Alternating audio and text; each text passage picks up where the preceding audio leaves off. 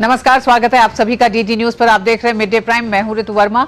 अगले 1 घंटे में हम बात करेंगे देश भर की बड़ी खबरों की। बताएंगे कि दुनिया भर में कौन कौन सी खबरों पर है सबकी नजर, क्या चल रहा है खेल और अर्थ जगत में, और कुछ झलकियां फिल्म, कला, संस्कृति के क्षेत्र से। लेकिन सबसे पहले बड़ी खबरें।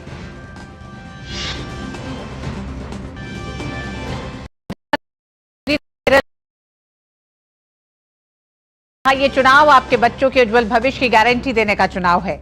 दोपहर में तिरुवनंतपुरम, शाम को तमिलनाडु के तिरुनेलवेली में करेंगे चुनावी रैली।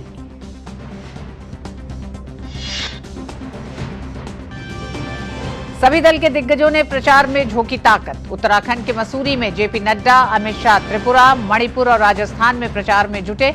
जम्मू में राजनाथ सिंह भरेंगे हुंकार। राहुल गांधी ने वायनाड में किया रोड शो, तो मायावती मुरादाबाद में और प्रियंका गांधी राजस्थान के अलवर में करेंगी प्रचार।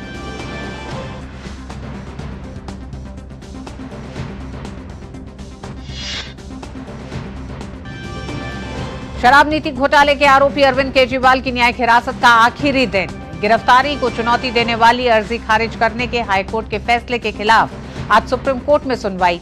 के कविता की न्यायिक हिरासत 23 अप्रैल तक बढ़ी। मनीष सिसोदिया ने नियमित जमानत अर्जी पर भी सुनवाई आज।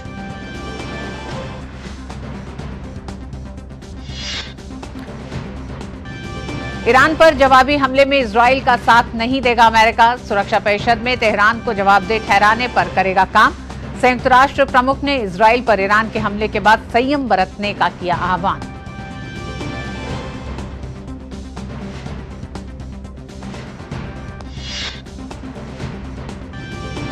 आईपीएल में आज बेंगलुरु में सनराइजर्स हैदराबाद का रॉयल चैलेंजर्स बेंगलुरु से होगा मुकाबला। बेंगलुरु की अपने खराब प्रदर्शन को सुधारने की होगी कोशिश।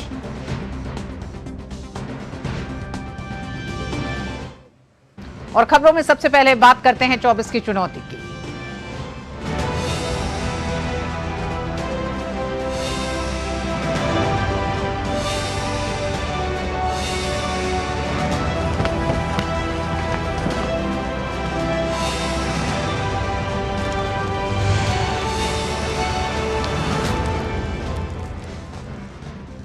प्रधानमंत्री नरेंद्र मोदी आज केरल के त्रिशूर में एलडीएफ और यूडीएफ पर जमकर बरसे। उन्होंने कहा कि केरल में ये दोनों गठबंधन एक दूसरे के खिलाफ चुनाव लड़ रहे हैं, जबकि दिल्ली में ये एक दूसरे के साथ परिवारवाद को बढ़ावा देने का टिप्स साझा करते हैं। उन्होंने कहा कि उन्होंने कल ही जारी किए भाजपा के संकल्प पत्र का जिक्र किया और कहा कि इसमें जो वायदे किए गए हैं वो पूरे किए जाएंगे। उन्होंने राज्य में पानी की किल्लत के मुद्दे को उठाया और इस पर सत्तारूढ़ राज्य सरकार को निशाने पर लिया। प्रधानमंत्री ने हर घर जल पहुंचाने में एलडीएफ सरकार के भ्रष्टाचार में शामिल होने का आरोप लगाया। पीएम ने राज्य में सहकारी बैंक में हुए गबन का भी उल्लेख किया और लोगों को भरोसा दिलाया कि इसमें अपनी पूंजी खो चुके लोगों को उनका पैसा वापस कराया जाएगा। पीएम ने इस मुद्दे पर कांग्रेस नेता राहुल गांधी का बिना नाम लिए उन्हें घेरा और कहा कि वे इस मुद्दे पर एक शब्द भी जनता के बीच नहीं बोलते हैं। कांग्रेस के एक बड़े नेता जिनको यूपी में अपनी खानदानी सीट पर इज्जत बचाना मुश्किल हो गया है और उन्होंने केरला में अपना नया ठिकाना बना लिया है। चुनाव जीतने के लिए यहां कांग्रेस ने उस संगठन के पॉलिटिकल विंग से बैकडोर समझौता किया है जिसको देश में देश विरोधी प्रवृत्ति के लिए बैन किया गया है। लेकिन क्या आपने कभी सुना है कांग्रेस के इन नेताओं के मुंह से कभी भी कोऑपरेटिव बैंक के स्कैम के लिए कैसे पैसे लूटे हैं एक शब्द बोलते हैं क्या? कांग्रेस के ये युवराज केरला के लोगों से वोट तो मांगेंगे, लेकिन आपके हक में, आपके मुद्दों पर एक शब्द भी नहीं बोलेंगे। प्रधानमंत्री दोपहर में तिरुवनंतपुरम जिले के अटिंगल पहुंचेंगे, जहां वो अटिंगल और तिरुवनंतपुरम निर्वाचन क्षेत्रों से चुनाव लड़ रहे 2 केंद्रीय मंत्रियों वी मुरलीधरन और राजीव चंद्रशेखर के समर्थन में जनसभा करेंगे। केरल की सभी 20 लोकसभा सीटों के लिए दूसरे चरण में यानी 26 अप्रैल को वोट डाले जाएंगे। केरल के बाद प्रधानमंत्री तमिलनाडु का रुख करेंगे। पीएम यहां शाम को तिरुनेलवेली में एक जनसभा को संबोधित करेंगे। तमिलनाडु की सभी 39 सीटों पर पहले चरण में 19 अप्रैल को मतदान होना है।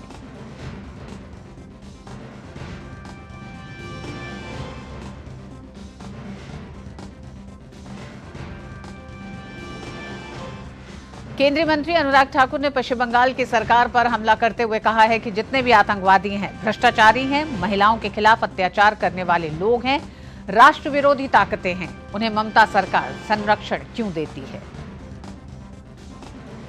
जो राष्ट्र विरोधी ताकतें हैं, जो महिलाओं के प्रति अत्याचार भी करते हैं, जो भ्रष्टाचार भी करते हैं, इन सबको संरक्षण कहीं पर मिलता है तो ममता बनर्जी जी की नाक तले पश्चिम बंगाल में मिलता है।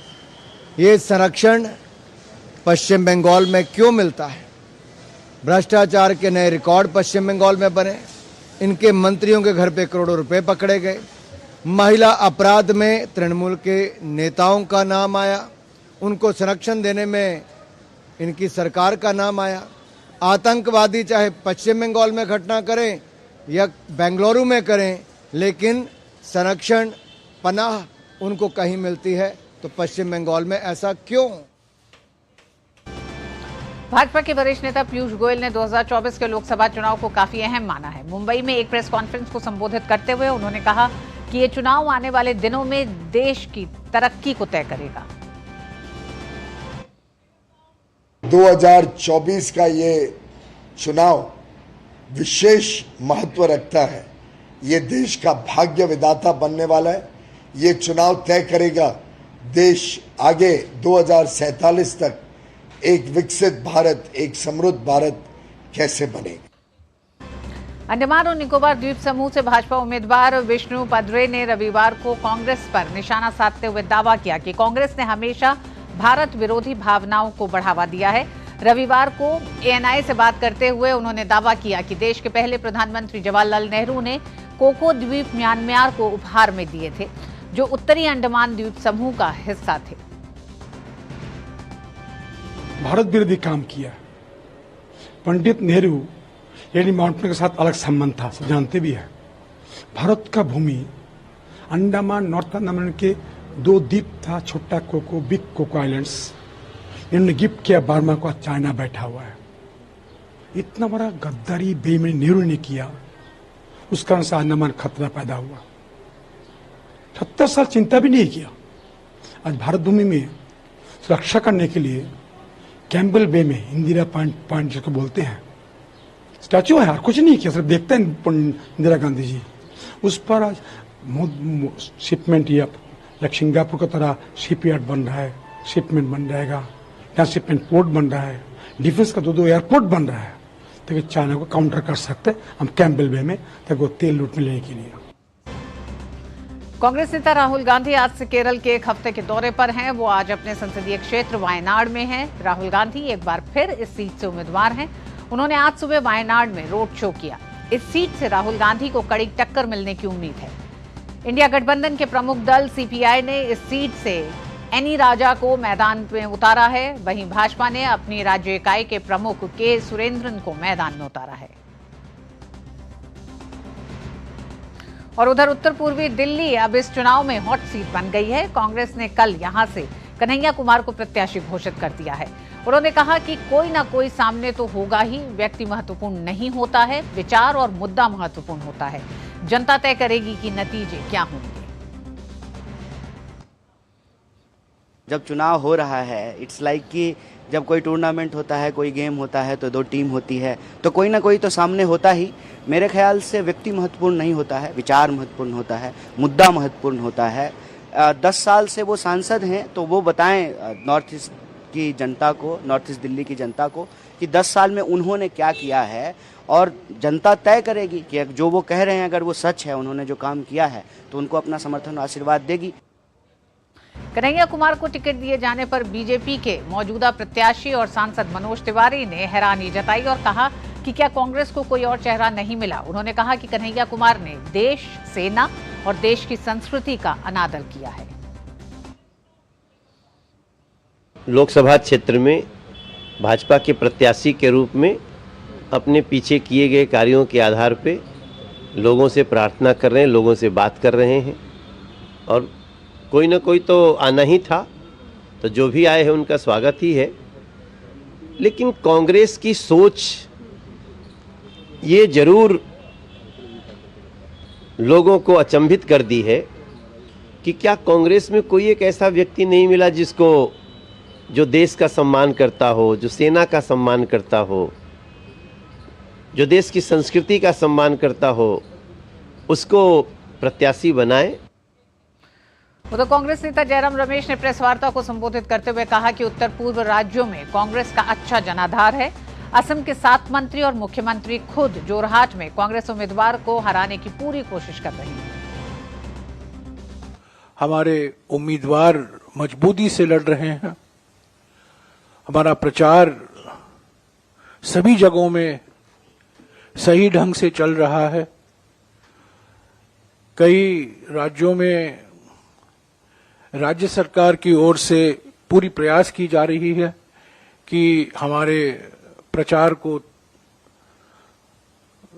उसके सामने कुछ बाधाएं लगाने के लिए, खासतौर से असम में असम के मुख्यमंत्री और असम के 7 मंत्री सिर्फ एक ही सीट पर वो ध्यान दे रहे हैं। खुद मुख्यमंत्री जोरहाट में बैठे हुए हैं क्योंकि वो घबराए गए हैं कि जोरहाट के हमारे उम्मीदवार गौरव गोगोई जी जरूर इस सीट को जीतने वाले हैं। केंद्रीय मंत्री और वरिष्ठ बीजेपी नेता अमित शाह आज त्रिपुरा, मणिपुर और राजस्थान में चुनावी दौरे पर हैं। अमित शाह सबसे पहले अगरतला के कुमारघाट पहुंचे हैं। अमित शाह ने कहा कि आदिवासियों के साथ पिछली सरकारों ने अन्याय किया है। मोदी जी ने ट्राइबलों का सम्मान बढ़ाने का काम किया है। भाई और बहनों, नरेंद्र मोदी सरकार ने आदिवासियों के सम्मान के लिए, सुरक्षा के लिए और समावेशी विकास के लिए देश भर में न केवल विकास के काम चलाए हैं, उनको साथ में रखने का भी काम किया है कि कांग्रेस और कम्युनिस्ट सालों तक शासन करते रहे, एक भी आदिवासी बेटा बेटी को देश का राष्ट्रपति नहीं बनाया। भाजपा के स्टार प्रचारक रक्षा मंत्री राजनाथ सिंह आज जम्मू कश्मीर में चुनाव प्रचार करेंगे। राजनाथ सिंह जम्मू के कठुआ, उधमपुर, डोडा संसदीय क्षेत्र के बसोली में चुनावी जनसभा को संबोधित करेंगे। इस सीट से मौजूदा सांसद और केंद्रीय मंत्री डॉक्टर जितेंद्र सिंह को भाजपा ने लगातार तीसरी बार चुनावी मैदान में उतारा है।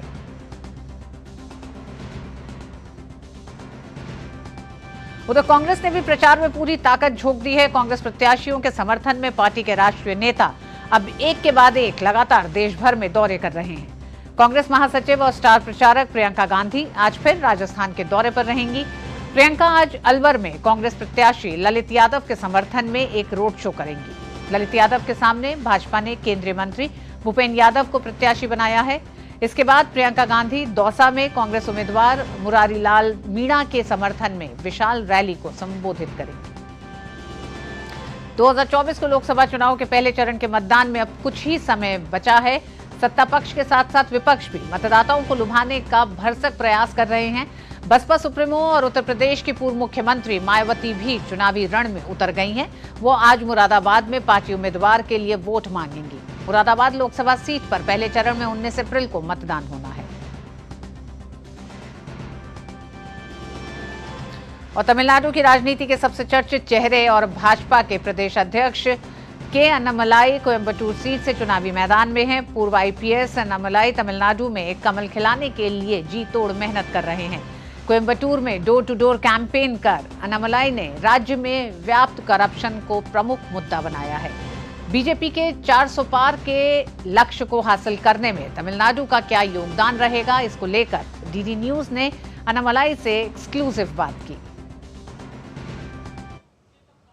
अन्नामलाई इस समय हमारे साथ हैं। अन्नामलाई सर, कौन कौन से इश्यूज के साथ आप तमिलनाडु के चुनावी मैदान में हैं?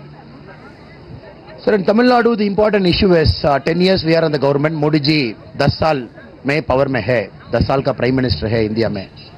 सो वी हैव डिलीवर्ड। सो ये पूरा लोकसभा कैंपेन में we are showcasing to Tamil Nadu people what we have delivered. 10,76,000 crore worth of projects have come in, and more importantly 33 months of DMK का गवर्नमेंट है। बहुत खराब गवर्नमेंट है, बहुत डायनास्टिक पॉलिटिक्स चल रहा है, करप्शन बहुत ज़्यादा है तमिलनाडु में। सो दोनों का कंपैरिजन हो रहा, एक वोटर माइंड में दोनों का कंपैरिजन हो रहा। 10 साल का मोदी जी का गवर्नमेंट क्या किया, 33 मंथ्स का DMK गवर्नमेंट में क्या खराब एडमिनिस्ट्रेशन दिया।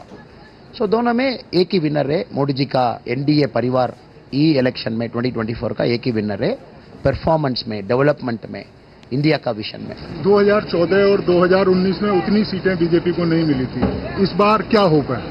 Ground is different, the narrative is different, ground is different. Modi ji 10 years in government, Modi ji has delivered. People of Tamil Nadu, largest beneficiaries, close to 4 crore population are beneficiaries of central government scheme. So इस बार में NDA बहुत vote share में जीतेंगे, ज़्यादा vote share में, and double digit में seats आएगा। हमारे साथ के अन्नामलाई जो बता रहे थे कि इस बार के चुनाव में भारतीय जनता पार्टी और उसका अलायंस बेहतर करेगा और चुनावी परिणाम बताएंगे कि आने वाले समय में भारतीय जनता पार्टी तमिलनाडु में कितनी सीटें जीतने जा रही है। कैमरामैन मोहित मोहिके के साथ नीरज सिंह, DD न्यूज, कोयम्बटूर। 19 अप्रैल को पहले चरण का मतदान होना है। उससे पहले प्रधानमंत्री भी, यानी कि 4 दिन पहले प्रधानमंत्री तमिलनाडु के दौरे पर हैं और भारतीय जनता पार्टी के 400 पार के लक्ष्य का फोकस भी इस बार तमिलनाडु है।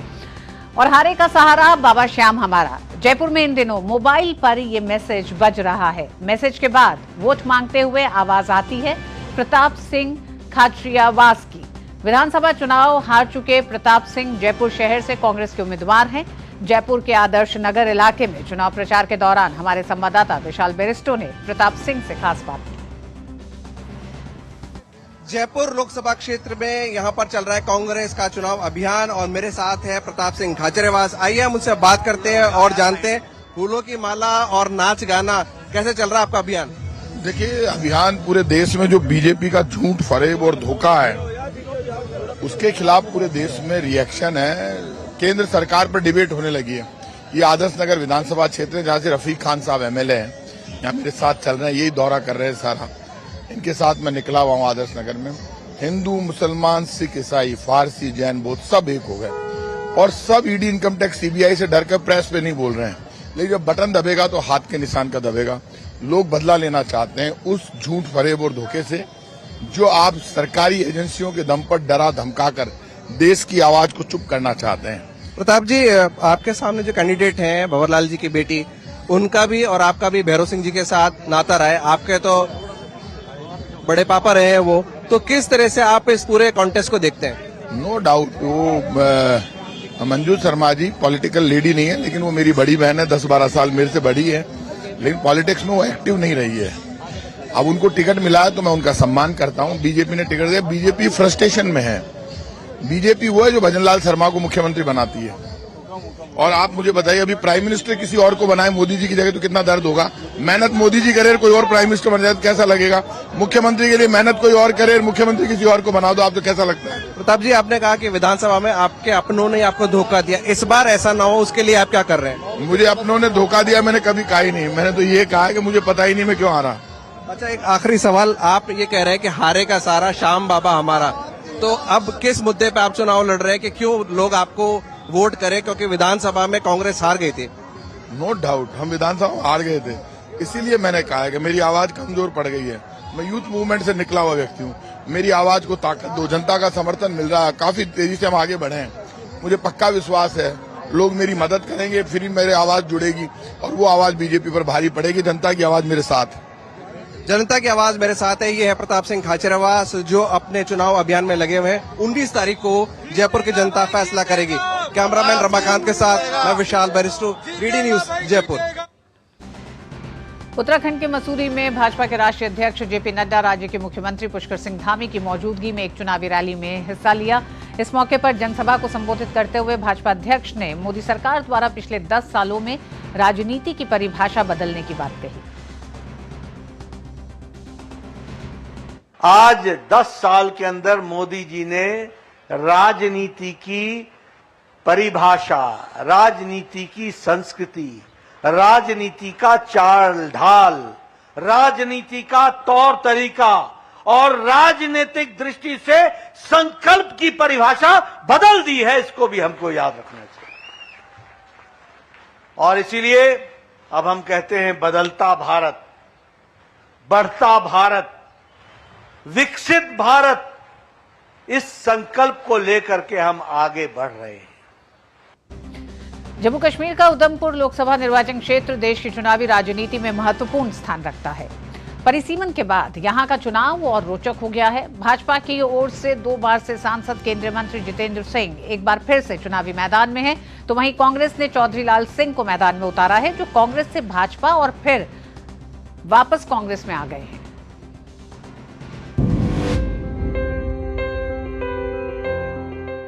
जम्मू और कश्मीर की उधमपुर लोकसभा सीट क्षेत्रफल के लिहाज से सूबे की दूसरी सबसे बड़ी सीट है। इस लोकसभा सीट का कुल क्षेत्र करीब 20,230 वर्ग किलोमीटर है। उधमपुर लोकसभा क्षेत्र में जम्मू और कश्मीर के 5 जिले किश्तवाड़, रामबन, कठुआ, डोडा और उधमपुर आते हैं। इस सीट के अंतर्गत 18 विधानसभा सीटें आती हैं। इनमें से हीरानगर, चेन्नानी और रामबन अनुसूचित जाति वर्ग के उम्मीदवारों के लिए आरक्षित हैं।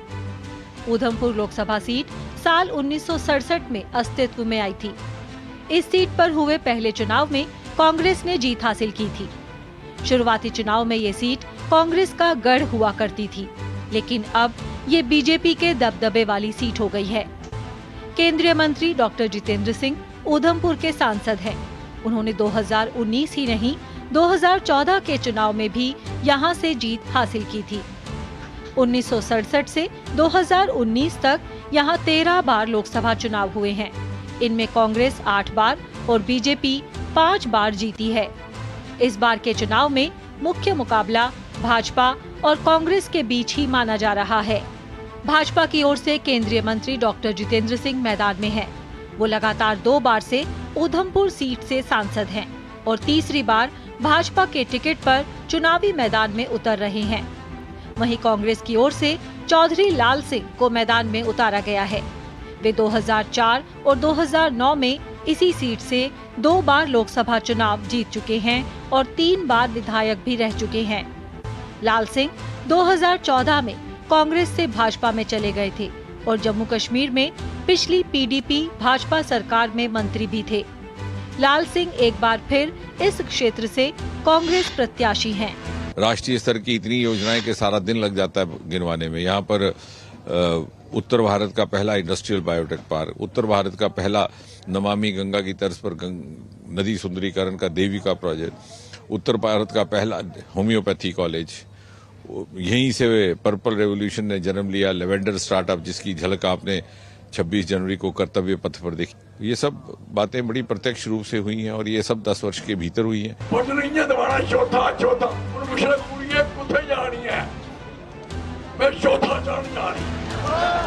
साड़ी लड़ाई लगातार रोग और अपनी स्टेट की और अपने इलाके की। उधमपुर संसदीय सीट पर राष्ट्रीय पार्टियों कांग्रेस और बीजेपी का दबदबा दशकों से बरकरार है और नेशनल कॉन्फ्रेंस, पीडीपी और पैंथर्स पार्टी जैसी स्थानीय पार्टियां एक बार भी यह सीट जीतने में नाकाम रही हैं।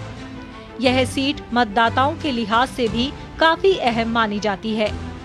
उधमपुर संसदीय क्षेत्र में इस बार कुल 16,23,195 लोग मतदान करेंगे। इनमें 8,45,283 पुरुष, 7,77,899 महिला और 13 थर्ड जेंडर मतदाता शामिल हैं। इनमें 18 से 19 वर्ष के 84,468 और 80 वर्ष से ऊपर के 25,637 मतदाता हैं।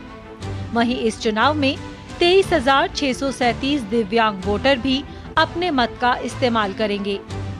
इस बार उधमपुर संसदीय क्षेत्र से चुनावी रण में 12 उम्मीदवार चुनाव लड़ रहे हैं। भारतीय जनता पार्टी और कांग्रेस के अलावा BSP, Jammu Kashmir National Panthers Party, Ekam Sanatan Bharat दल, डेमोक्रेटिक प्रोग्रेसिव आजाद पार्टी के साथ ही 6 निर्दलीय भी मैदान में हैं। बीजेपी ने अपने सिटिंग एमपी जो 2 बार से लगातार जीतते आ रहे हैं डॉक्टर जितेंद्र सिंह पर दांव लगाया है, तो कांग्रेस इंडी अलायंस का सहारा लेते हुए लाल सिंह पर विश्वास कर रही है और इसके साथ ही गुलाम नबी आजाद की नई पार्टी है, उन्होंने भी अपना उम्मीदवार जीएम सरूरी को उतारा है और इसी से ये मुकाबला जो है बेहद दिलचस्प हो गया है। देखना होगा कि इस बार ये मुकाबला त्रिकोणीय बनता है या नहीं बनता है, या इस तीसरी पार्टी के आने से किसी दल को लाभ होता है या नहीं होता है। कैमरामैन अनिकेत दुबे के साथ रमा त्यागी, डीडी न्यूज, उधमपुर। और भाजपा के वरिष्ठ नेता एस जयशंकर ने आज बेंगलुरु में एक प्रेस कॉन्फ्रेंस की। इस मौके पर उन्होंने कहा कि भाजपा ने देश में जो अलग अलग योजनाएं बनाई हैं, उससे लोगों को फायदा हो रहा है। प्रधानमंत्री गरीब कल्याण अन्न योजना, which has been really giving free rations of 5 kilos of rice in this state to people. Today, 80 crore people in India benefit from it. Similarly, the Awas Yojana, which already across the country has created 4 crore houses. There is a target of increasing this by another 3 crores more. For every household, the electricity bill will come down by Surya Ghar Yojana, where there will be rooftop solarization and the benefits from that. In terms of support for employment, one of course with the Mudra loan amount, which is 10 lakhs, we will increase it to 20 lakhs. और 24 की चुनौती में अभी तक के लिए बस इतना ही। वक्त एक छोटे से ब्रेक का है, ब्रेक के बाद होंगे अभी और भी खबरें, देखते रहिए डीडी न्यूज।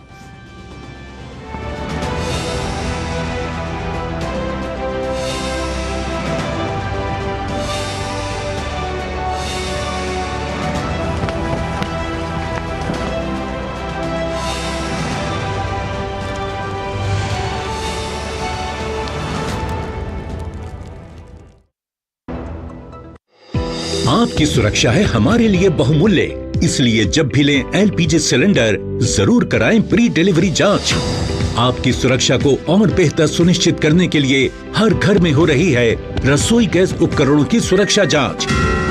अगर सुरक्षा होस खराब हो तो तुरंत बदलवाएं। आपातकालीन स्थिति में कॉल करें 1906। स्वच्छ ईंधन का वादा, सुरक्षित रसोई का इरादा। बहाना नंबर 11, नींद पूरी करने का डे। बहाना नंबर 28, ट्रिप पर जाने का day. 39, binge watch all seasons. 65, घर की सफाई का डे। एक वोट ना डालने से क्या होगा? और सबसे बड़ा बहाना, isn't it a holiday today? Holiday? 101 बहाने हैं वोट ना डालने के, पर इस चुनाव के पर्व में एक ही रीजन काफी है वोट डालने का, वो है हमारी रिस्पॉन्सिबिलिटी, देश और हमारे फ्यूचर के लिए।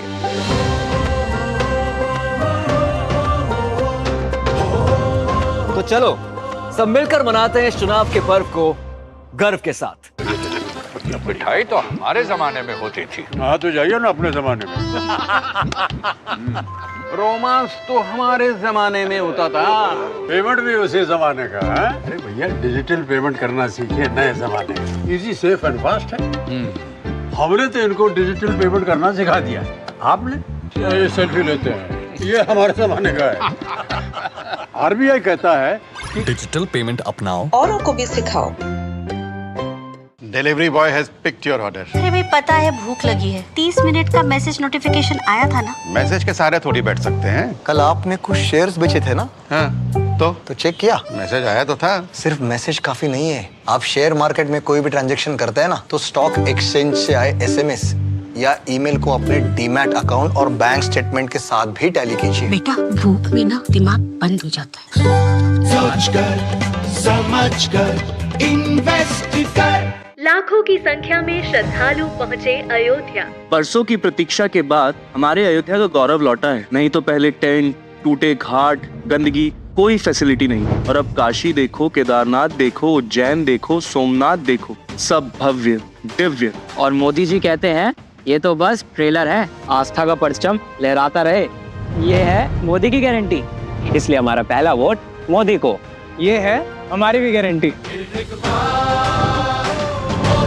कमल का बटन दबाएं, भाजपा को जिताएं। और एक बार फिर आप सभी का स्वागत है। ये सीधे आपको लिए चलते हैं जम्मू के कठुआ, जहां भारतीय जनता पार्टी नेता राजनाथ सिंह इस समय जनसभा को संबोधित कर रहे हैं। तो संकल्प लिया, तो आज मैं दावे के साथ कह सकता हूं कि भारत में शायद ही ऐसा कोई नागरिक हो जिसे कि कोविड की वैक्सीन की कम से कम 2 डोज नहीं तो 3 डोज निश्चित रूप से लगी होगी। दुनिया के धनवान देशों में भी मैं जानता हूं, वहां के सभी लोगों को कोविड वैक्सीन की 2 डोज 3 डोज नहीं लगी है, लगी है तो केवल और केवल हमारे देश भारत में लगी है। मेरे बहनों, ये हमारी स्थिति है। और भारत की मान्यता सारी दुनिया में कैसे बढ़ी है, एक घटना की आपको जानकारी देना चाहता हूं। रूस और यूक्रेन के बीच इस समय युद्ध चल रहा है। हमारे भारत के बहुत सारे बच्चे वहां, कोई मेडिकल की पढ़ाई कर रहा है, कोई इंजीनियरिंग का कोर्स कर रहा है, कोई मैनेजमेंट का कोर्स कर रहा है। बराबर रूस की तरफ से मिसाइलें चल रही थी, यूक्रेन की तरफ से भी चल रही थी, बम गोले सब चल रहे थे, बड़ी संख्या में लोग मारे जा रहे थे। स्वाभाविक रूप से जो बच्चे विदेशों में पढ़ते थे, उनके माता पिता परिवार के सदस्यों ने मांग करनी शुरू की, मोदी जी चाहे जैसे हो हमारे बच्चों को यूक्रेन से आप बाहर निकालिए। बहनों भाइयों, हमारे प्रधानमंत्री ने रूस के राष्ट्रपति से बात की, यूक्रेन के राष्ट्रपति से बात की, अमेरिका के राष्ट्रपति से बात की। 4.5 घंटे के लिए युद्ध रुक गया और हमारे 22,500 बच्चे यूक्रेन से चलकर भारत आ गए।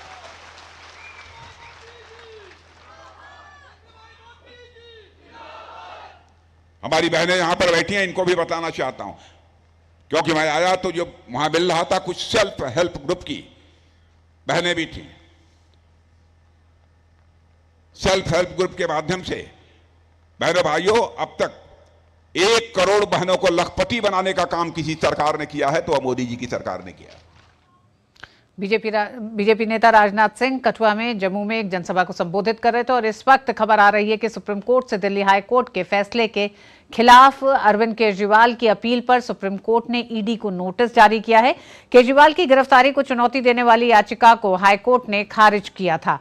कोर्ट ने ईडी को 24 अप्रैल तक जवाब दाखिल करने को कहा है। ईडी की दलीलों पर अगर केजरीवाल जवाब देना चाहते हैं तो 27 अप्रैल तक जवाब दाखिल करेंगे। और इस खबर पर हमारे साथ विकास जुड़ गए हैं। विकास हमारे साथ इस खबर पे हैं। विकास और क्या क्या रहा, क्योंकि सुप्रीम कोर्ट में अरविंद केजरीवाल ने हाई कोर्ट के उस फैसले को भी चुनौती दी थी जिसमें कि ईडी को नोटिस जरूर जारी कर दिया गया है, लेकिन क्या किसी तरह की राहत अरविंद केजरीवाल जो उम्मीद कर रहे थे वो शायद नहीं मिली। ऋतु, इस वक्त कोई बहुत बड़ी राहत यहाँ पर उन्होंने मांगी भी नहीं थी और ये पूरी आज की जो प्रक्रिया है इसको आप प्रोसीजरल कह सकते हैं। तो सुप्रीम कोर्ट ने जो अपील है उस पर ईडी को नोटिस जारी किया और हालांकि ईडी पहले से ही कैविएट दाखिल कर चुकी थी, इसीलिए उस नोटिस को भी ईडी ने आज ही एक्सेप्ट कर लिया, स्वीकार कर लिया और उसके बाद अब 24 अप्रैल तक अपना जवाब ईडी दाखिल करेगी। उसके बाद जैसा आप बता रही थी कि बिल्कुल 27 अप्रैल तक अरविंद केजरीवाल उस पर अपना कोई रिजॉइंडर देना चाहते हैं तो दे सकते हैं और 29 को दोबारा इस मामले पर सुनवाई होगी। हाई कोर्ट की अगर आप आदेश को याद करें तो उसमें ये कहा गया था कि अरविंद केजरीवाल की बहुत अहम भूमिका है इस पूरी आबकारी नीति घोटाला मामले में और उनके 2 वजहों से संलिप्तता पर कोर्ट ने टिप्पणी की थी। हालांकि कोर्ट ने कहा था कि हम मेरिट पर कोई कमेंट्स नहीं कर रहे, लेकिन प्रथम दृष्टया ये लगता है कि ईडी के जो आरोप हैं कि पहला आरोप कि मुख्यमंत्री के तौर पर ऐसी नीति बनाना जिससे कुछ खास कंपनीज को फ़ायदा हो और रिश्वत का वहाँ पर कोई कारण बन सके, कोई स्कोप बन सके, उस कारण से अरविंद केजरीवाल इसमें आरोपी हैं। और दूसरा, जब वो आम आदमी पार्टी के मुख्य संयोजक हैं तो उस पार्टी का जो गोवा कैंपेन के लिए जो पैसा गया था रिश्वत का, उसमें भी उनकी सबसे बड़ी भूमिका है। तो इनको किंग पिन लगातार ईडी कहता आया है और इन्हीं सब दलीलों को, इन्हीं सब बातों को इस अपील में चुनौती दी गई है। इसके अलावा जो अरविंद केजरीवाल के वकील हैं उन्होंने हाई कोर्ट के आदेश को इस आधार पर भी चुनौती दी थी कि एक डॉक्यूमेंट ईडी का कोर्ट को सौंपा गया जिसकी कॉपी उनके पास नहीं थी। तो उनका ये कहना था कि अनरिलाइड डॉक्यूमेंट है जिसके आधार पर उनके क्लाइंट को उनकी याचिका को रद्द कर दिया है हाई कोर्ट ने। ये भी एक बड़ा अहम मुद्दा होगा आने वाले दिनों में सुनवाई के लिए। लेकिन जहाँ तक राहत की बात करें तो आज राहत की कोई ऐसी खास उम्मीद थी नहीं। या तो कोर्ट इस याचिका को स्वीकार करके नोटिस करता या ये कहता कि उसे हाई कोर्ट के आदेश में दखल देने की कोई ज़रूरत नहीं दिखती। तो पहली चीज़ हुई और कोर्ट ने नोटिस जारी कर ईडी से अब जवाब मांगा है। तो इसे भी एक तरह से राहत ही माने कि अगर सुप्रीम कोर्ट ने ईडी को नोटिस जारी कर दिया है। विकास, देखिए, इसको राहत कहना फिर वही कि जल्दबाजी होगा, क्योंकि अभी जब सुप्रीम कोर्ट विस्तार से सुनवाई करेगा और आप देखें कि डेट भी 29 अप्रैल कोई बहुत नज़दीक की डेट नहीं मिली है। हालांकि उनके वकील चाहते थे कि जितना जल्दी सुनवाई संभव हो वो हो, लेकिन कोर्ट ने पूरा जो आने वाला दिन है, क्योंकि अब इस वक्त सुप्रीम कोर्ट जो समर वेकेशंस हैं वो भी शुरू होने वाले हैं, तो जो प्रायोरिटी पर जो केसेस लिए जाने हैं वो सुप्रीम कोर्ट के पास एक बहुत ही टाइट शेड्यूल है और उसके चलते कोर्ट ने कहा कि हम आपको इससे जल्दी की तारीख देने में सक्षम नहीं है। तो अप्रैल के आखिरी हफ्ते में यानी 29 अप्रैल को उम्मीद है कि पूरी मामले पर सुप्रीम कोर्ट विस्तार से सुनवाई करेगा। इस बीच में अरविंद केजरीवाल न्यायिक हिरासत में, आज उनकी न्यायिक हिरासत भी खत्म हो रही है और 2 बजे राउज एवेन्यू कोर्ट में उस मामले में भी सुनवाई होगी। बहुत बहुत धन्यवाद विकास पूरी जानकारी के लिए। और दिल्ली आबकारी घोटाले में गिरफ्तार बीआरएस नेता के कविता को आज राउज एवेन्यू कोर्ट में पेश किया गया, जहां अदालत ने के कविता की न्यायिक हिरासत 23 अप्रैल तक बढ़ा दी है। कविता की सीबीआई रिमांड का आज आखिरी दिन था।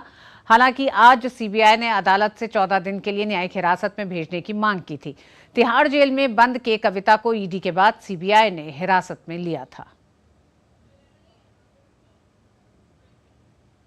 वहीं अन्य आरोपी मनीष सिसोदिया के नियमित जमानत अर्जी पर भी आज सुनवाई होगी। हालांकि सिसोदिया ने अंतरिम जमानत के लिए भी अर्जी लगा रखी है और उस पर 20 अप्रैल को सुनवाई की जाएगी। सिसोदिया ने अदालत के सामने ये दलील दी है कि उन्हें लोकसभा चुनाव के मद्देनजर अपनी पार्टी का प्रचार करना है। मथुरा श्री कृष्ण जन्मभूमि विवाद पर सुप्रीम कोर्ट में सुनवाई 5 अगस्त के लिए टाल दी है। इसी बीच शाही ईदगाह परिसर के सर्वे पर रोक का सुप्रीम कोर्ट का अंतरिम आदेश जारी रहेगा। सुप्रीम कोर्ट ने साफ किया कि उसने इलाहाबाद हाई कोर्ट में चल रही सुनवाई को रोका नहीं है। कोर्ट को बताया गया है कि इस केस में हिंदू पक्ष की ओर से दायर मुकदमे की मेंटेनेबिलिटी पर सवाल खड़े करने वाली मुस्लिम पक्ष की याचिका पर हाईकोर्ट कल सुनवाई करने जा रहा है। और मिड डे प्राइम में वक्त एक छोटे से ब्रेक का। हमारी पीढ़ी को तो वोट के बदले में धोखे ही मिले थे, और हमारी पीढ़ी को बस गरीबी हटाओ के नारे। पानी ढोती थी, इज्जत दांव पर लगाकर अंधेरे में शौच को जाती थी, धुएं में आंखें जलाती थी, और फिर हमें मिले मोदी जी कामदार। हमारा दर्द महसूस किया है मोदी जी ने, तभी तो झट से भेज दिए बिजली, पानी, गैस, शौचालय। अब घर में बीमारियां कम हो गई है ना अम्मा? हाँ। दवा का खर्चा घटा है और ढेर सारा समय बचा है। हमारे जैसे करोड़ों निकले हैं गरीबी से बाहर। पर मम्मी भाभी, मोदी जी कहते हैं कि ये तो बस ट्रेलर है, आगे पूरे भारत से गरीबी हटाने की गारंटी है मोदी जी की। और मोदी को जिताना है हमारी गारंटी है। कमल का बटन दबाएं, भाजपा को जिताएं। तुम्हें पता है इन्वेस्टर्स के लिए एक इन्वेस्टर प्रोटेक्शन फंड होता है IPF, लेकिन अगर तुम्हारा ट्रेड एक्सचेंज पर एग्जीक्यूट नहीं हुआ या फिर कोई गारंटीड रिटर्न्स वाली स्कीम है तो ये IPF आपकी मदद नहीं कर सकता है। और अगर आपका ब्रोकर ही डिफॉल्टर बन जाए तो फिर IPF आपको कॉम्पेंसेशन दिला सकता है। कहाँ से सीखा? NSE की साइट पर। सोचकर समझकर इन्वेस्ट कर। और आइए सीधे आपको लिए चलते हैं राजस्थान के अलवर, जहां प्रियंका गांधी एक रोड शो कर रही हैं।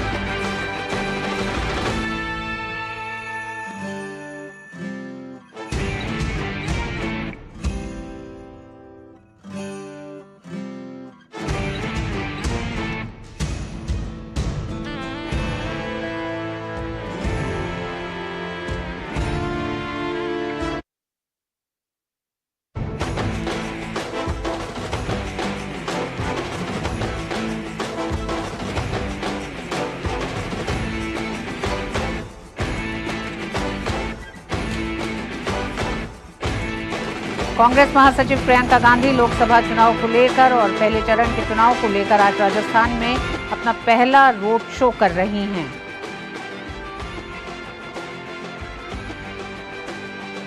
अलवर शहर में कंपनी बाग के सामने शहीद स्मारक से ये रोड शो शुरू हुआ है।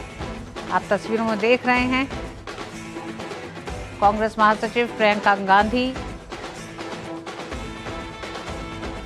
और उनके साथ उनके कांग्रेस के वरिष्ठ नेता अशोक गहलोत भी हैं, साथ ही अन्य नेता भी मौजूद हैं।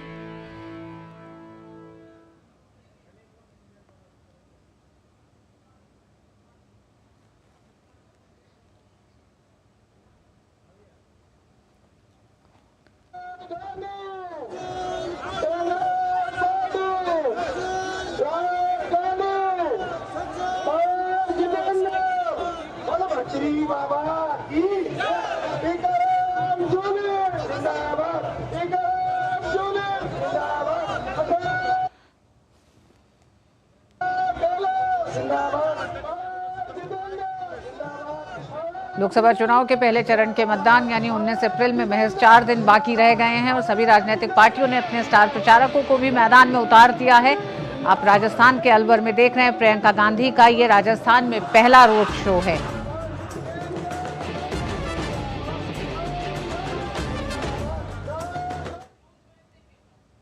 और मिड डे प्राइम में आइए अब देखते हैं अर्थ जगत से जुड़ी कुछ खबरें।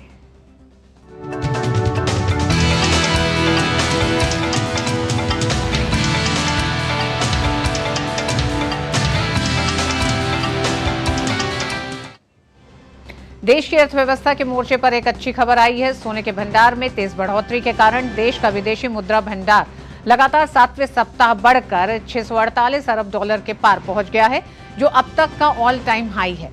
भारतीय रिजर्व बैंक ने ये जानकारी दी। इससे पहले 29 मार्च को समाप्त सप्ताह में ये $2.951 अरब से बढ़कर $645.583 अरब पर पहुंच गया था। रिजर्व बैंक के आंकड़ों के मुताबिक 5 अप्रैल को समाप्त सप्ताह में मुद्रा भंडार का अहम हिस्सा मानने वाली फॉरेन करेंसी एसेट्स $54.9 करोड़ बढ़कर $571.17 अरब हो गई। कोडेबर एसटीएमपीडिया द्वारा प्रतिवर्ष आयोजित किए जाने वाला सबसे बड़ा अंतर्राष्ट्रीय उत्सव है, जहां प्रतिभागी दुनिया को एक बेहतर जगह बनाने के लिए पिक्टोब्लॉक्स का उपयोग करके व्यवहारिक सीखने के साथ नवीन परियोजनाएं बनाते हैं। प्रशिक्षण सत्रों और कार्यशालाओं के माध्यम से छात्र AI, AR/VR, machine learning, coding और रोबोटिक्स की रोमांचक दुनिया का पता लगा सकते हैं। कोडेबर 5.0 इंटरनेशनल प्रतिभागियों को सीखने करने और संदेह समाधान सत्रों के माध्यम से इंटरैक्टिव गतिविधियों में शामिल होने के लिए प्रेरित करता है। कोडेबर का India national event alpine convent school sector 10 Gurugram में आयोजित किया गया। शीर्ष 10 विजेता फैब 24 कार्यक्रम में भाग लेने के लिए मेक्सिको की यात्रा पर जाएंगे। उपराष्ट्रपति जगदीप धनखड़ आज महाराष्ट्र के दौरे पर हैं। उपराष्ट्रपति नागपुर स्थित राष्ट्रीय प्रत्यक्ष कर अकादमी NADT में आयोजित भारतीय राजस्व सेवा के 76वें बैच के समापन समारोह में मुख्य अतिथि के रूप में शामिल हुए। समारोह को संबोधित करते हुए उपराष्ट्रपति ने कहा कि भारतीय राजस्व सेवा भारतीय अर्थव्यवस्था के लिए बहुत महत्वपूर्ण है। इस सेवा के माध्यम से भारत एक बेहतर सशक्त राष्ट्र बन सकता है। Indian revenue service is unique, has its own position. It is being rivaled by others. It has a pivotal role as the custodian of our taxation system, because democracy is being driven by economic strength and you are integrally connected with that. और आइए सीधे आपको लिए चलते हैं उत्तर प्रदेश के मुरादाबाद में, जहां मायावती इस समय जनसभा को संबोधित कर रही हैं। यहाँ इकट्ठा हुए हैं तो उसके लिए उनका हार्दिक दिल से आभार प्रकट करती हूँ।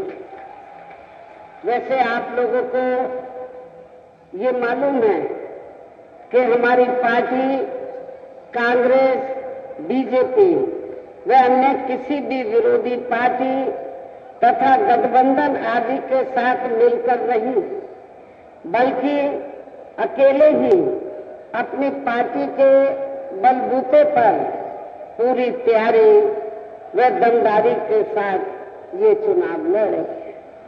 इसके साथ ही हमने टिकट बंटवारे के मामले में सब समाज के लोगों को उचित भागीदारी भी दी है, जिनको जिताने के लिए पार्टी के लोग पूरे जी जान से लगे हैं।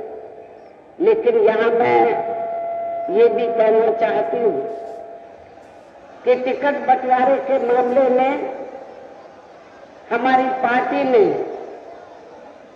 पूरे उत्तर प्रदेश में जहां जिसकी आबादी ज्यादा है, हिंदुओं की आबादी ज्यादा है, तो हिंदू को टिकट दिया है।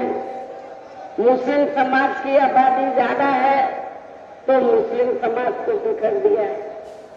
लेकिन आपके मुरादाबाद में वही दूसरी तरफ समाजवादी पार्टी ने क्या किया है कि जहां पर मुस्लिम आबादी ज्यादा है वहां हिंदू को टिकट दे दिया। आपके मुरादाबाद में मुस्लिम आबादी ज्यादा है, लेकिन मुस्लिम को टिकट ना देकर हिंदू को दे दिया। बीएसपी सुप्रीमो मायावती मुरादाबाद में जनसभा को संबोधित कर रही हैं और अपने संबोधन में उन्होंने कहा कि बहुजन समाज पार्टी अपनी ताकत में चुनाव लड़ रही है, ना तो वो कांग्रेस, बीजेपी या किसी भी दल के साथ नहीं है। उन्होंने समाजवादी पार्टी पर हमला करते हुए उन्होंने कहा कि बहुजन समाजवादी पार्टी ने जिस इलाके में हिंदुओं की आबादी ज्यादा है वहां हिंदू को टिकट दिया, जहां मुसलमानों की आबादी ज्यादा है वहां मुसलमानों को टिकट दिया है। लेकिन मुरादाबाद का ही जिक्र करते हुए उन्होंने कहा कि समाजवादी पार्टी ने यहां पर मुसलमानों की ज्यादा आबादी है लेकिन टिकट हिंदुओं को दिया है। यानी कि एक बड़ा हमला उन्होंने समाजवादी पार्टी पर किया है, मुसलमानों की अनदेखी का भी। तो मुरादाबाद पहले चरण के जो मतदान होने 19 अप्रैल को 8 सीटों पर उत्तर प्रदेश की लोकसभा सीटों पर होना है, उनमें से एक है। वक्त एक छोटे से ब्रेक का है। मिड डे प्राइम में आप देखते रहिए डीडी न्यूज। हाँ हाँ, देखो जी भर के अपना ही है और अपने ही वोट से बने हैं बड़े बड़े पुल देश भर में। हमारी लाइफ तो निकल गई बेटा, हमारे टाइम तो अटकाना, फटकाना, लटकाना यही कल्चर होता था। पर तुम लोगों के लिए बड़े काम करने वाला बैठा है। सिर्फ 10 साल की स्पीड देख लो, अटल सेतु से अटल टनल देख लो, चिनाब ब्रिज से बोगीबिल ब्रिज देख लो। और इतना करके भी मोदी जी कहते हैं ये तो अभी ट्रेलर है। हमारे सपने पूरा करने की गारंटी मोदी जी की, तो उनको जिताने की गारंटी किसकी? हम बाप बेटी की। कमल का बटन दबाएं, भाजपा को जिताएं। और मिड डे प्राइम में अब वक्त है खेल जगत की खबरों का।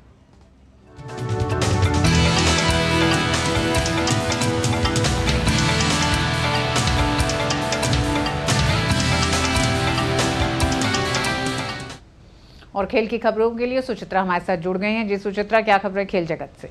शुक्र ऋतु। शुरुआत करते हैं इंडियन प्रीमियर लीग के साथ। इंडियन प्रीमियर लीग में आज रॉयल चैलेंजर्स बेंगलुरु का सामना सनराइजर्स हैदराबाद से होगा। यह मुकाबला बेंगलुरु में खेला जाएगा। बेंगलुरु टेबल में सबसे निचले पायदान पर है। टीम ने अब तक खराब प्रदर्शन किया है। आरसीबी को पिछले कुछ मैच में मुंबई, राजस्थान, लखनऊ और कोलकाता की टीमों से हार मिली है। विराट कोहली के अलावा टीम का दूसरा कोई भी बल्लेबाज अब तक अपनी छाप छोड़ने में नाकाम रहा है। ग्लेन मैक्सवेल, कप्तान फाफ डु प्लेसी आक्रामक खेल नहीं दिखा पा रहे हैं। सनराइजर्स हैदराबाद ने आईपीएल 2024 में अब तक 5 मैच खेले हैं, जिसमें से उसे 3 मैच में जीत मिली, वहीं 2 मैच में उसे हार का सामना करना पड़ा। टीम के पास 6 अंक है।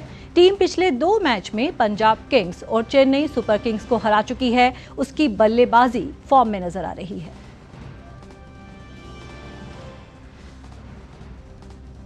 बात कल खेले गए एक अहम मुकाबले की। इंडियन प्रीमियर लीग में रविवार को मुंबई में खेले गए मुकाबले में चेन्नई सुपर किंग्स ने मुंबई इंडियंस की टीम को 20 रन से हरा दिया। चेन्नई की प्रतियोगिता में ये चौथी जीत रही। मैच में मुंबई इंडियंस ने टॉस जीता और पहले गेंदबाजी करने का फैसला किया। चेन्नई की टीम ने कप्तान ऋतुराज गायकवाड़ के 69 और शिवम दुबे के 66 रन की बदौलत 4 विकेट पर 206 रन का स्कोर किया। जवाब में मुंबई की टीम 20 ओवर में 6 विकेट पर 186 रन ही बना सकी। मुंबई की ओर से रोहित शर्मा ने 105 रन की नाबाद शतकीय पारी खेली। रोहित के अलावा तिलक वर्मा ने 20 गेंद में 31 रन बनाए। बात करते हैं फुटबॉल की। अपराजित बायर लेवरकुसेन ने वर्डर ब्रेमेन को 5-0 से हराकर 5 मैच शेष रहते ही बुंदेसलीगा का खिताब अपने नाम कर लिया है। अपने 120 साल के इतिहास में ये पहली बार है जब लेवरकुसेन ने बुंदेसलीगा का खिताब अपने नाम किया है। खिताब अपने नाम करने के साथ ही लेवरकुसेन ने बुंदेसलीगा में बायर्न म्यूनिख के दबदबे को समाप्त कर दिया। बायर्न म्यूनिख की टीम लगातार 11 बार इस खिताब को अपने नाम कर चुकी थी। बायर लेवरकुसेन के बुंदेसलीगा के इस सीजन के रिकॉर्ड को देखें तो टीम अपराजित तो रही ही, साथ ही टीम ने अब तक कुल 74 गोल किए हैं, जबकि केवल 19 गोल टीम ने अपने खिलाफ होने दिए हैं। बुंदेसलीगा का खिताब जीतने वाला बायर लेवरकुसेन 13वां क्लब है। बांग्लादेश की राजधानी ढाका में होने वाली स्पेशल ओलंपिक साउथ एशिया 7-a-साइड यूनिफाइड फुटबॉल प्रतियोगिता के लिए आज भारतीय टीम की सेंड ऑफ सेरेमनी दिल्ली में आयोजित हुई। ये प्रतियोगिता 16 से 20 अप्रैल तक आयोजित होगी। इस प्रतियोगिता को लेकर स्पेशल ओलंपिक भारत के कार्यकारी निदेशक वीरेंद्र कुमार महेंद्रू ने उम्मीद जताई कि भारतीय टीम का प्रदर्शन इस प्रतियोगिता में उम्मीद के अनुरूप रहेगा। साथ ही उन्होंने कहा कि स्पेशल एथलीटों के विकास में भी इस तरह का आयोजन अहम भूमिका निभाएगा। टूर्नामेंट बहुत ही इम्पोर्टेंट है हमारे जो स्पेशल एथलीट्स हैं उनकी डेवलपमेंट के लिए। और इस टूर्नामेंट की बात करें तो ये 7-a-साइड टूर्नामेंट है जो ढाका में हो रहा है, जिसमें बहुत सारी एशिया की और भी कंट्रीज़ की टीम हैं जो पार्टिसिपेट कर रही हैं। और हमारी तैयारी इसके लिए बहुत ही अच्छी है। पिछले करीब 5-6 दिनों से हमारा यहाँ प्रेपरेटरी कैंप चल रहा है मानव यूनिवर्सिटी में, और हमारे कोचेज़, हमारे फिजियोज़, उन्होंने काफ़ी मेहनत की है हमारे खिलाड़ियों के साथ। और आई एम श्योर कि ये जैसे बहुत सारे टूर्नामेंट पहले भी हमारे बच्चे खेलते रहे हैं, ये टूर्नामेंट भी एक उनके एक मनोबल को, एक उनके कॉन्फिडेंस को काफ़ी उनके हेल्प करेगा उनको स्ट्रॉन्ग करने के लिए। अब बात करते हैं शतरंज की। कैंडिडेट्स शतरंज टूर्नामेंट के 9वें दौर में भारत के विदित गुजराती ने हिकारू नाकामुरा को हराकर एक बड़ा उलटफेर कर दिया। वहीं भारत के 2 खिलाड़ियों डी गुकेश और आर प्रगनानंदा के बीच खेला गया मैच ड्रॉ रहा। इस ड्रॉ के बाद डी गुकेश संयुक्त रूप से शीर्ष पर बरकरार हैं, वहीं आर प्रगनानंदा उनसे आधा अंक पीछे दूसरे स्थान पर हैं। तो कैंडिडेट्स शतरंज टूर्नामेंट के भारत के युवा शतरंज खिलाड़ियों का शानदार प्रदर्शन देखने को मिल रहा है। खेल की खबरों में इतना ही। वापस चलते हैं ऋतु के पास। बहुत बहुत धन्यवाद सुचित्रा इन तमाम खबरों के लिए। और इन्हीं खबरों के साथ मिड डे प्राइम में आज बस इतना ही। मुझे और मेरी पूरी टीम को दीजिए अनुमति। नमस्कार।